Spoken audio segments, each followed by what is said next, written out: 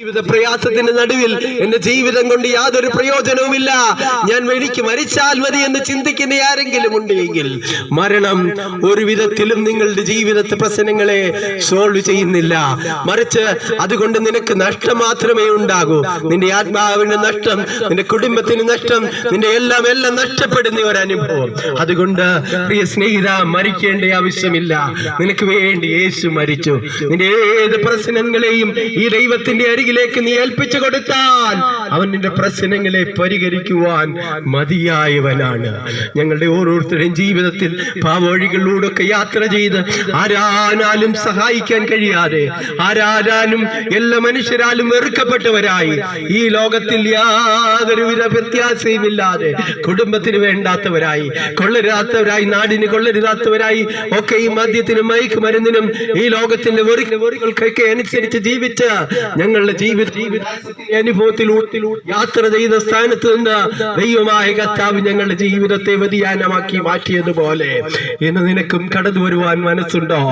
നിങ്ങളെ സഹായിക്കുക, സ്വന്തം സഹോദരനോ പ്രിയപ്പെട്ടവരോ മാതാപിതാക്കൾക്കോ കുഞ്ഞുങ്ങൾക്കോ ആർക്കും നിങ്ങളെ സഹായിക്കാൻ കഴിയത്തില്ല. കഴിഞ്ഞ ഒരുവനെയാണ് ഞങ്ങൾ ഇവിടെ പ്രസംഗിക്കുന്നത്. സ്വയമായി നിനക്ക് രക്ഷിക്കുവാൻ കഴിയപ്പെടുകയില്ല, മറ്റൊരാൾക്കും നിങ്ങളെ സഹായിക്കുവാൻ കഴിയത്തില്ല. രക്ഷകനാകുന്ന യേശു ക്രിസ്തു നിന്റെ ജീവിതത്തിൽ ഒരു വാർപ്പിച്ചാൽ അവൻ നിനക്ക് സൗഖ്യം തരും, അവൻ നിനക്ക് വിടുതൽ തരും. നിന്റെ ജീവിതം മനോഹരമായി തീരും. രാത്രി പകലെന്ന പോലെ നിന്റെ ജീവിതത്തെ വ്യത്യാസമാക്കുവാൻ യേശുവിന് കഴിയും.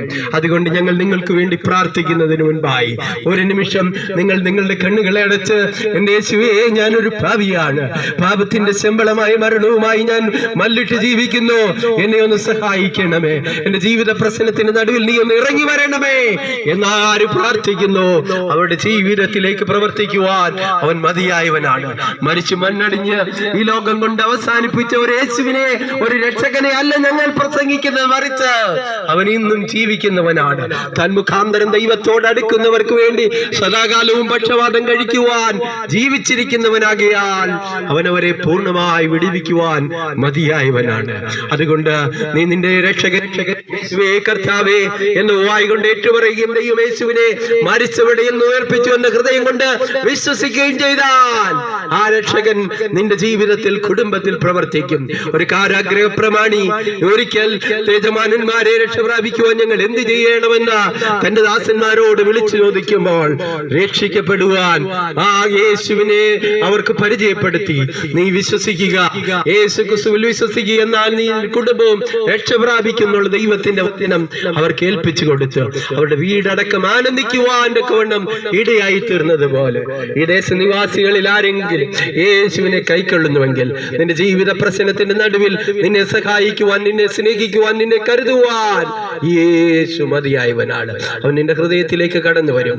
യേശുവിന്റെ ദൈവത്തിന്റെ വചനം പറയുന്നത് ഇങ്ങനെയാണ്: ഇതാ ഞാൻ വാതിക്കൽ നിന്ന് മുട്ടുന്നു, ആരെങ്കിലും എന്റെ ശബ്ദം കേട്ട് വാതിൽ തുറന്നാൽ ഞാൻ അവനോടും അവൻ എന്നോടും കൂടി അത്താഴം കഴിക്കുമെന്ന്.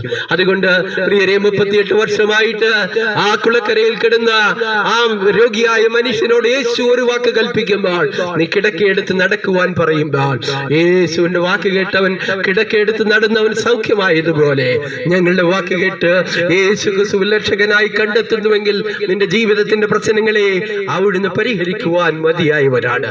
അവൻ നിന്റെ ജീവിതത്തെ, പ്രശ്നത്തെ പരിഹരിച്ച് നിന്നെ ഒരു കൊള്ളാവുന്ന മനുഷ്യനാക്കി, സമൂഹത്തിനും കുടുംബത്തിനും ഉത്തരവാദിത്വമുള്ള ഒരു വ്യക്തിയാക്കി നിന്നെ മാറ്റി നിന്റെ ജീവിതം അനുഗ്രഹിക്കപ്പെടുവാൻ നീ ആഗ്രഹിക്കുന്നുണ്ടോ? ഉണ്ടെങ്കിൽ യേശുവിന്റെ അരികിലേക്ക് കടന്നു വാ. യേശു നിന്നെ സഹായിക്കും. മതത്തിനപ്പുറത്ത്, സമുദായത്തിനും മറ്റെല്ലാത്തിനും അപ്പുറത്ത് നിന്നെ രക്ഷകനായ കർത്താവ് വിളിക്കുന്നു. ആ വിളി കേട്ട് കടന്നു വാ. യേശുവേ, ഞാനൊരു പാപിയാണ്, എന്റെ പാപങ്ങൾക്ക് അവിടുന്ന് പരിഹാരകനായി ജീവിക്കുന്നു എന്ന് വിശ്വസിച്ചുകൊണ്ട് ഏറ്റെടുക്കുന്നുവെങ്കിൽ ആ രക്ഷകനെ നിങ്ങൾക്ക് ഏറ്റെടുക്കുവാൻ ഇടയായി തീരും. നിങ്ങൾക്ക് ദൈവത്തിന്റെ ദാസന്മാർ നിങ്ങൾക്ക് വേണ്ടി പ്രാർത്ഥിക്കും. ദൈവമായ കർത്താവ് നിങ്ങളെ സഹായിക്കട്ടെ, അനുഗ്രഹിക്കട്ടെ.